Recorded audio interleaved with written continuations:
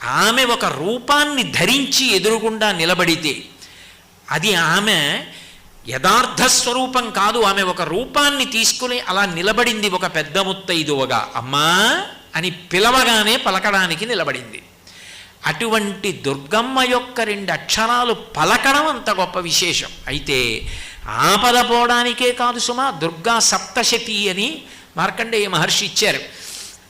అద్భుతమైనటువంటి శ్లోకములతో కూడుకున్నది. కానీ ఉపదేశం అవసరం. శ్లోకములే అయినా అవన్నీ మంత్రములే అని. అందుకే ఆ శ్లోకములకే స్వాహాకారంతో చేస్తే చండీ హోమం అయిపోతుంది.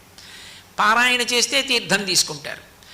సప్తశతి అంత గొప్పది. అసలు లోకంలో ఒక మాట చెప్తారు, పురుషార్థములు 4 కదూ, ధర్మ అర్థ కామ మోక్ష. ఈ 4టిని చెప్పడానికి 700 శ్లోకాలతోనే ఇచ్చారు అంటారు.